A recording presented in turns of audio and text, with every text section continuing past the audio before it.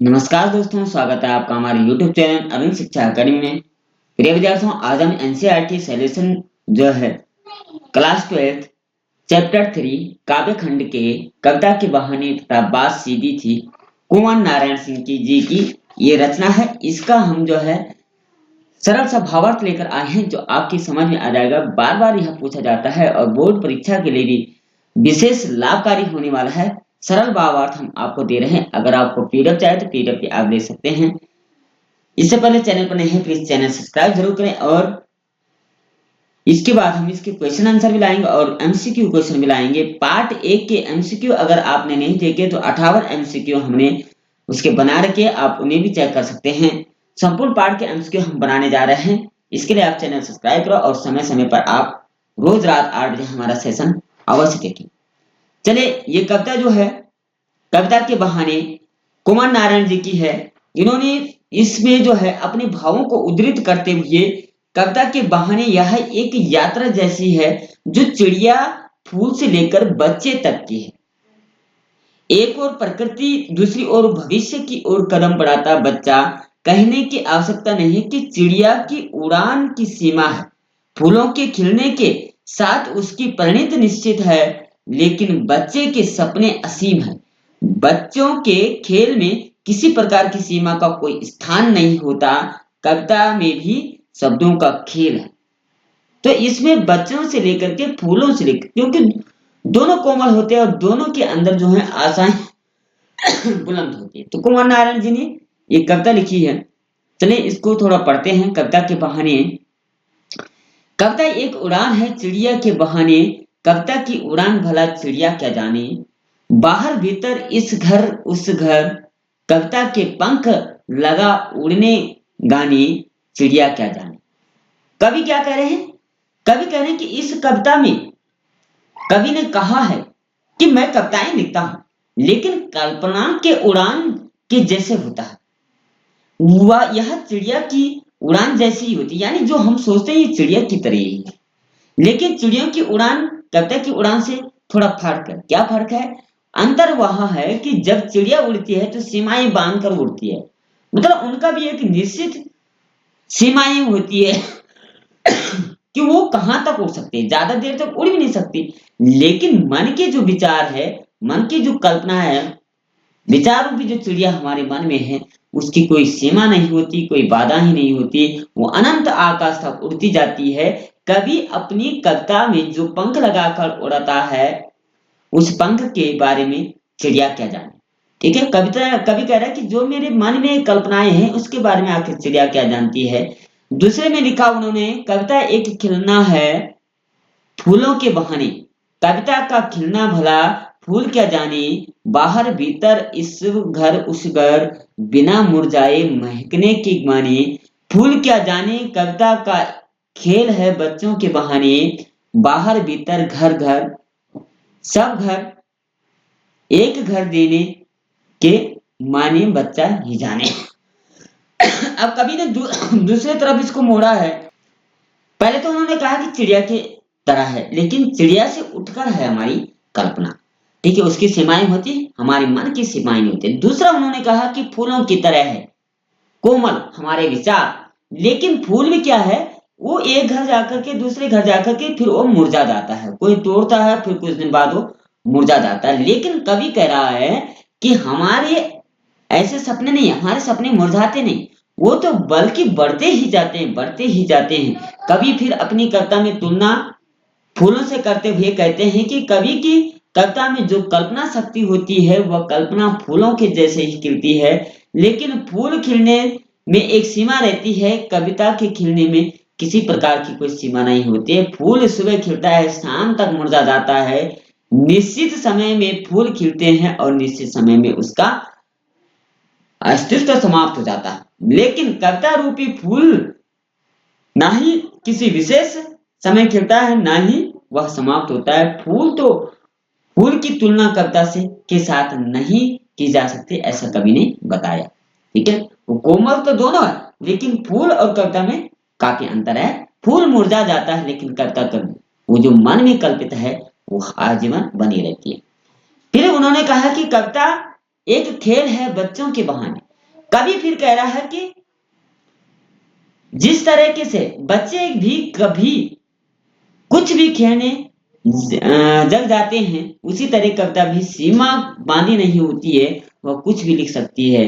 जिस तरीके से बच्चे बिना भेदभाव के सभी के साथ घुल मिलकर रहते हैं, ठीक उसी प्रकार से कविता भी बिना किसी भेदभाव के सभी के साथ कविता के स्थान दे करके बढ़ती जाती है, उसकी अनंत शक्ति होती है। ठीक है, तो एक कवि ने अपने विचार व्यक्त किए हुए हैं कि मन की आशाओं की कोई सीमा नहीं होती, वो बढ़ती ही जाती है। दूसरी इसी की कुंवर नारायण जी की इसी में दूसरी कविता है, बात सीधी थी पर क्या कहा है? बात सीधी थी पर एक बार भाषा के चक्कर में जरा टेढ़ी फंस गई। उसे पाने की कोशिश में भाषा को उल्टा पलटा तोड़ा मरोड़ा घुमाया फिराया कि बात या तो बने या फिर भाषा से बाहर आई, लेकिन इससे भाषा के साथ बात और भी पेचीदा होता गया। क्या करें, बात सीधी थी पर भाषा के चक्कर में जरा टेढ़ी होती।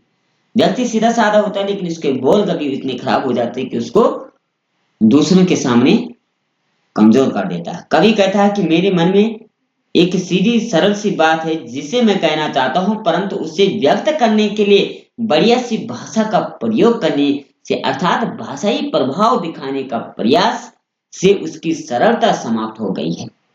आशा यह है कि शब्द जल से सरल बात की जटिल हो गई। कवि कहता है कि तब उस बात को कहने के लिए मैंने भाषा को अर्थात शब्दों को बदलने का प्रयास किया।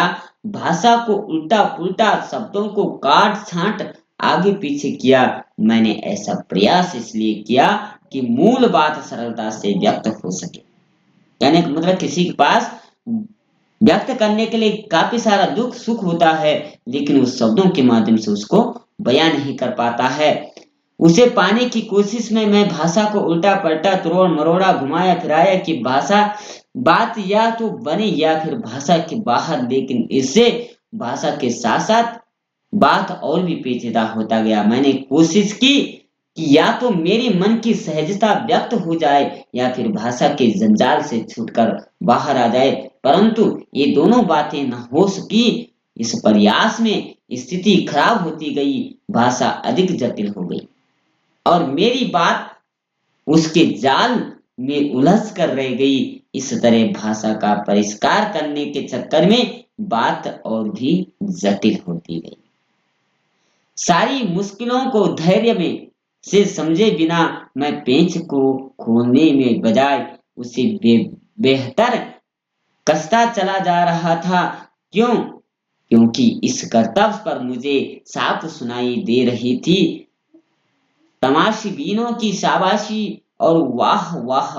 आखिरकार वही हुआ जिसका मुझे डर था। जोर जबरदस्ती से बात की चड़ी चूड़ी मगर गई और वह भाषा में बेकार घूमने लगी। हार कर मैंने उसे कील की तरह उसी जगह ठोक दिया। कवि कहता है कि भाषा के चक्कर में फंसी बात धैर्य पूर्वक सुलझाने की भी कोशिश की और अधिक उलझ गई। यानी जितनी उस भाषा को उलझाने की सुलझाने की कोशिश की, वो उतनी उलझती गई। जिस प्रकार से पेंच ठीक से न लगे तो खोलकर बार बार कसने पर भी उसकी चूड़ियां मर जाती है और तब वह जबरदस्ती किया गया प्रयास निष्फल रहता है। इसी प्रकार बेवजह भाषा का पेंच फंसने कसने से बात सहज और स्पष्ट होने के स्थान पर और क्लिष्ट हो जाती है, कठिन हो जाती है। कहने का मतलब हम किसी को समझाने का प्रयास करते हैं, लेकिन वो नहीं समझ पाता है।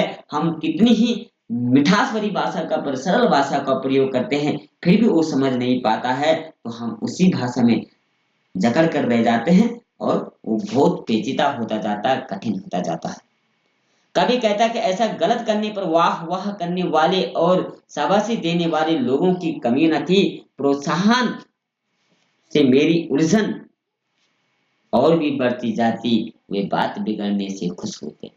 तो लोग क्या करते, वो और खुश होते दूसरे की हानि होने से या दूसरे के थोड़ा सा भाव शब्द विचार कम होने से उसकी खिल्लियां उड़ाने लगते हैं, समाज में उसकी बुराई करने लगते हैं। उसी प्रकार से अब मैं उसे समझा नहीं पा रहा हूँ, व्यक्त नहीं कर पा रहा हूँ अपनी भाषा भावों को, इसीलिए लोग मेरी खिल्ली उड़ा रहे हैं। भाषा के साथ जबरदस्ती करने से वही परिणाम हुआ जिसका कवि को डर था।